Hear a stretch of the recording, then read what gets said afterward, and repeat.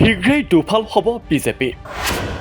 পুনৰ বিজেপিক সংকটত পেলাই অশোক শৰ্মাৰ বিস্ফোৰণ।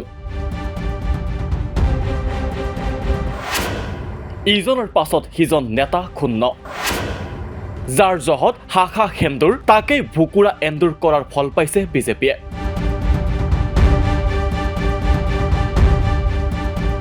সমগ্ৰ দেশৰ লগতে মঙলবাৰে অসমতো অনুষ্ঠিত হৈছে তৃতীয় পৰ্যায়ৰ নিৰ্বাচন। দেশৰ মুঠ ৯৩টা সমষ্টিত আজি ভোটগ্ৰহণ প্ৰক্ৰিয়া চলি আছে। অসমৰ 4টা সমষ্টি ক্ৰমে গুৱাহাটী, বৰপেটা, কোকৰাঝাৰ আৰু ধুবুৰী সমষ্টিত মঙলবাৰে ভোটগ্ৰহণ অনুষ্ঠিত হৈ থকাৰ মাজতে অসম বিজেপিত পুনৰ তীব্ৰ ৰূপ লৈছে বিসম্বাদৰ জুয়ে। মঙলবাৰে নিজৰ ভোটদান প্ৰক্ৰিয়াত অংশ ল'বলৈ আহি নলবাৰীৰ প্ৰাক্তন বিধায়ক অশোক শৰ্মাই ঘটালে এক ভয়ংকৰ বিস্ফোৰণ।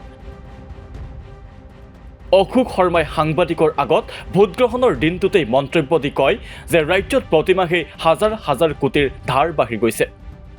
ধাৰ লৈ দেশ চলোৱাটো সফলতা বুলি ক'ব নোৱাৰে। দুই এখন ফ্লাইঅভাৰ নিৰ্মাণক প্ৰকৃত উন্নয়ন বুলি ক'ব নোৱাৰি। যে ধাৰ কৰি সৰহ দিন ঘৰ বা পৰিয়াল ভালদৰে চলাব নোৱাৰে। গতিকে নৱপ্ৰজন্মই যাতে এই কথাটোৰ ওপৰত কিছু নিৰ্ভৰ কৰে। মানে এমাহত আজি ১,০০০ কোটি টকা, অহা মাহত ১,৫০০ কোটি টকা, এই যি ধাৰ বৃদ্ধি হৈ আছে, ইয়াৰ ফলত একোটা পৰিয়াল ধ্বংস হোৱা আমি দেখিছোঁ। গতিকে আমাৰ ৰাজ্যখন যাতে তেনেকুৱা হৈ নাযায়, তাৰ কাৰণে নৱপ্ৰজন্মই চকু ৰখাটো উচিত। এখন অভাৰব্ৰিজ বা ৰাস্তা ঘাট পকীকৰণে দেশৰ উন্নতিৰ কথাটো নুবুজায়।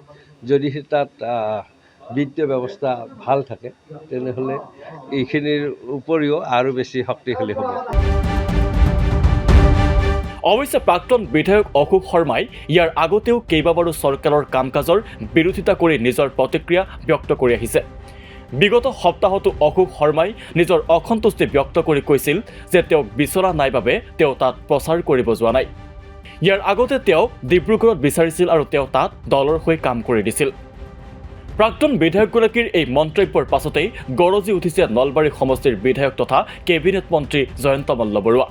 বৰুৱাই কয়, নিৰ্বাচনৰ দিনা পুৱাই দলৰ বিৰুদ্ধে কোৱা মানে প্ৰধানমন্ত্ৰী মোদীৰ বিৰুদ্ধে কোৱা। এনে লোক অত্যন্ত স্বাৰ্থপৰ। ৰাইজৰ ভালৰ বাবে একো কৰাৰ ইচ্ছা নাই তেওঁলোকৰ। তেওঁলোকে চৰকাৰৰ উন্নয়নমূলক কামৰ বিৰোধিতা কৰে।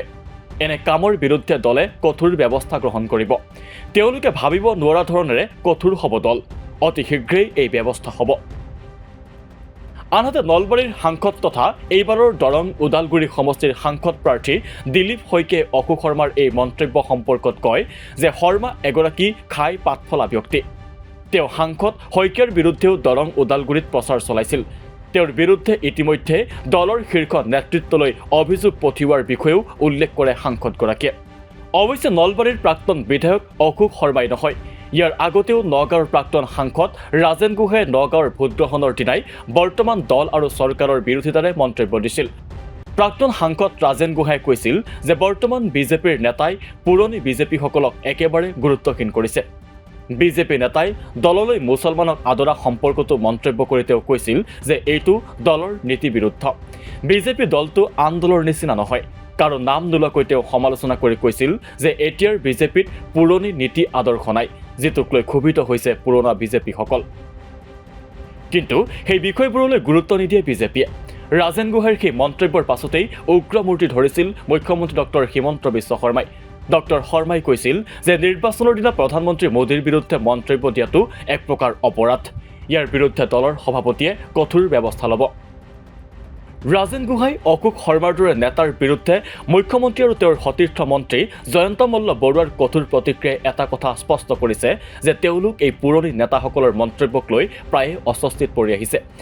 ইফালে পুৰণি বিজেপি আৰু নতুন বিজেপিৰ মাজত যে সংঘাত তীব্ৰ ৰূপত বৃদ্ধি পাইছে, সেই বিষয়টো পুনৰবাৰ প্ৰতিপন্ন হ'ল।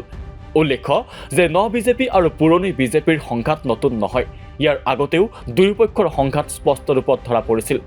কিন্তু এইবাৰ নিৰ্বাচনৰ মাজতে এই সংঘাত স্পষ্ট হোৱাত ই বিজেপিৰ কৰ্মী আৰু তেওঁলোকৰ সমৰ্থকৰ ভোটৰ ওপৰত প্ৰভাৱ যে পৰিব সেয়া নিশ্চিত। উল্লেখ্য যে দুয়োগৰাকী বিজেপি নেতা ক্ৰমে অশোক শৰ্মা আৰু ৰাজেন গোহাঁই যথেষ্ট পুৰণি। অসমত বিজেপিৰ কোনো ভেটি নথকাৰ দিনতেই 4বাৰকৈ নগাঁৱৰ সাংসদ আছিল।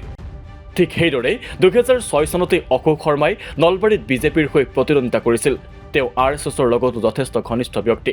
মুঠতে বিজেপিয়ে যিমানেই কংগ্ৰেছৰ আভ্যন্তৰীণ সংঘাতৰ বিষয়টো ৰৌজাল বৌজাল নকৰক কিয়, বিজেপিৰ নিজৰ অৱস্থা যে কংগ্ৰেছতকৈ কাহিল সেইটো পুনৰবাৰ প্ৰতিপন্ন হ'ল।